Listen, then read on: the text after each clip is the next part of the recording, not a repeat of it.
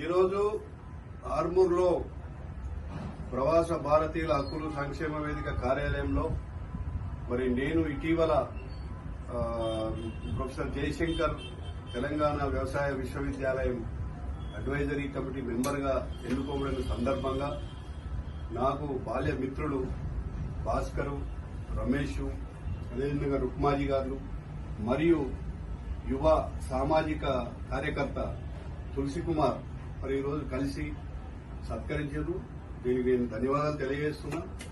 ముఖ్యంగా మన శాస్త్రజ్ఞులు వ్యవసాయంలో చేస్తున్నటువంటి పరిశోధనలు అద్భుతాలు సాధించినటువంటి విషయాలు కూడా రైతులకు చేరడం లేదు.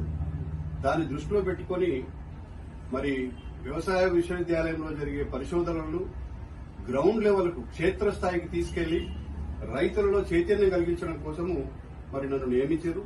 ఇది పార్టీలకు అతీతంగా గౌరవ మంత్రివర్యులు తుమ్మల నాగేశ్వరరావు గారు ఇచ్చినటువంటి సూచనల మేరకు ప్రొఫెసర్ జానయ్య మరి వ్యవసాయ విశ్వవిద్యాలయం వైస్ ఛాన్సలర్ గారు నాకు నియామక పత్రం అందజేశారు.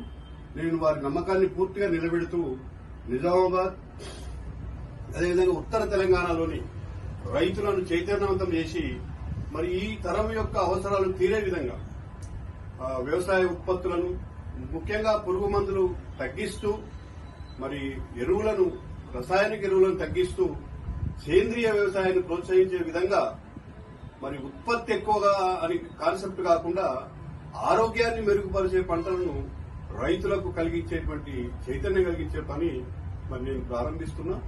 తప్పకుండా అందరి సహకారం అవసరం. నాకు నియామకానికి తోడ్పడినటువంటి ప్రతి ఒక్కరికి ఈ సందర్భంగా ధన్యవాదాలు తెలియజేస్తున్నా. నన్ను సత్కరించినటువంటి ఆర్మూర్ మిత్రులు వారికి కూడా నేను ధన్యవాదాలు తెలియజేస్తున్నాను. Thank you.